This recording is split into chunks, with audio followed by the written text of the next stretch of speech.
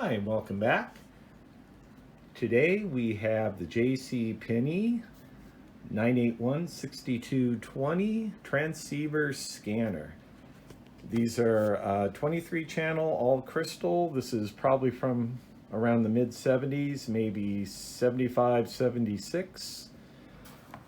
They were a pretty well-built radio. I picked both of these up from auction sites. I picked this one up on the Goodwill auction site, and I picked this one up on eBay. Now, the one on the Goodwill auction site, I think I paid around $8 for it. It was advertised as not working, so I took a chance on that, and it actually has some corrosion in it, so I think part of the problem was that it had some contact with some water. I noticed the negative lead into the power here is corroded on the end. I cut off about a foot of it and it was still corroded. So I think the water wicked its way up. It does power on, and when I key the mic, it puts out a little over 2 watts, but I notice the transmission is garbled, and when it receives the signal, it's garbled too. So it has some other issues going on. Then I picked this one up on eBay, and I picked it up for around $35. It was advertised as working well, but when I turned it on, the background volume was very soft and the microphone didn't work. So what I've done on these, as you can tell here, I pulled out all the capacitors, and I have some brand new ones I'm going to put in.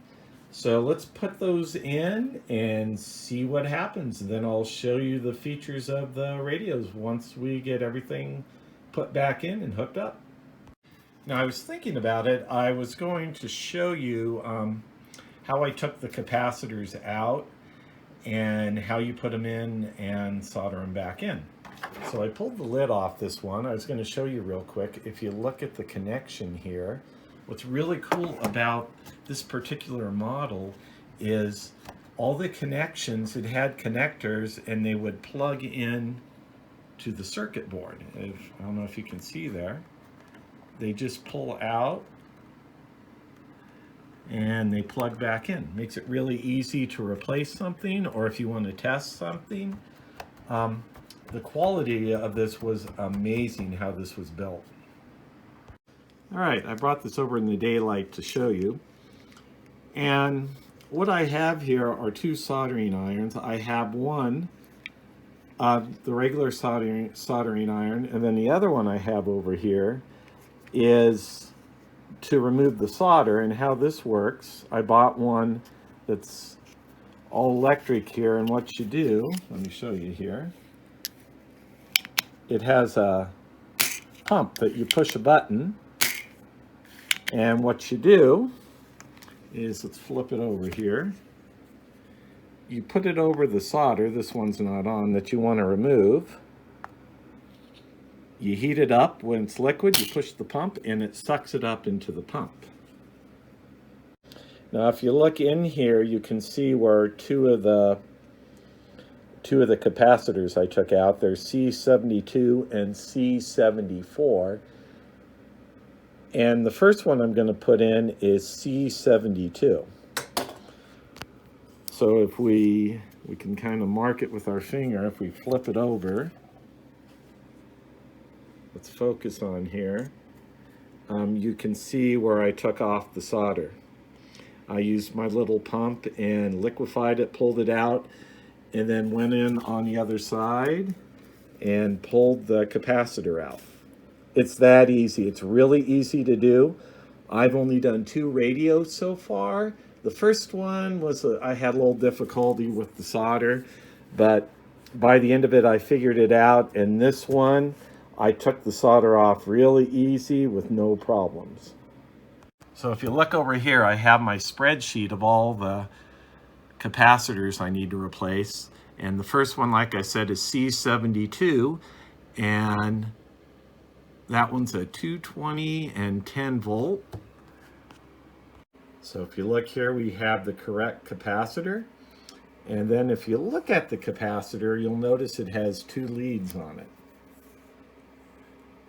And on the capacitor, there's going to be a minus sign. There's a stripe with the negative, and that's the negative side, and the other side's positive.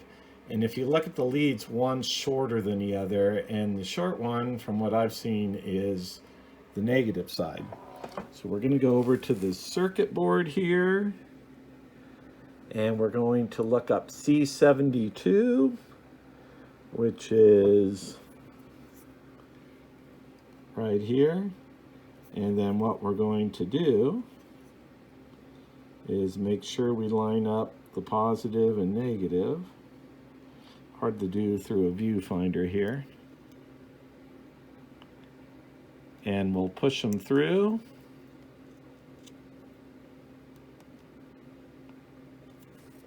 Get it down there. We'll flip over the board here.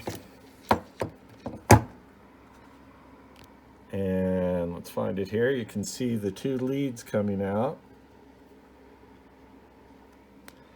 And what we're going to do is solder it together. All right, let's see if we can do this here.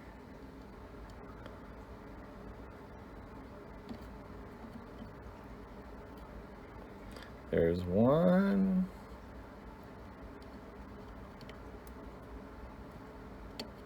And two.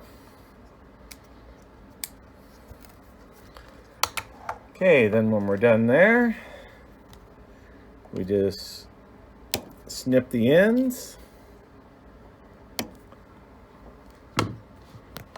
And as you can see, we're good to go. So let me finish this, and then I'll see you when I'm done, and we'll power it up. All right, we're all hooked up. Let's turn it on. Good.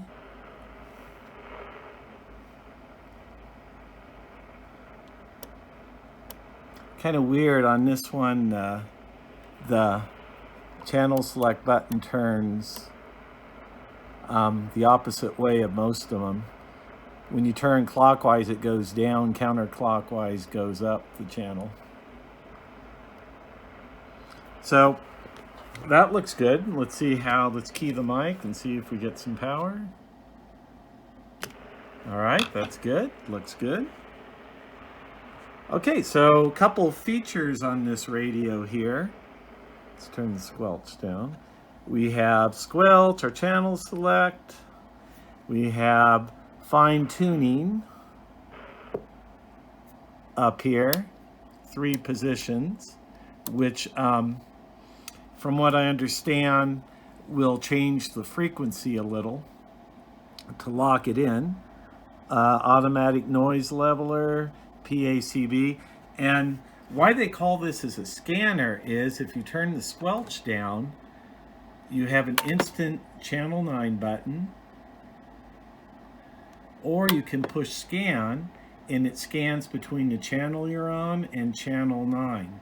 So what you could do if you're monitoring channel 9, you could go to your other channels, and if someone was on channel 9, it would lock onto that. So that's a pretty cool feature.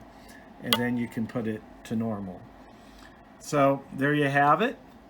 There's the JCPenney 23 channel transceiver scanner, all with new capacitors on it. If you like this video, please like and please follow me if you like what I present, and I will see you next time. Thanks, bye.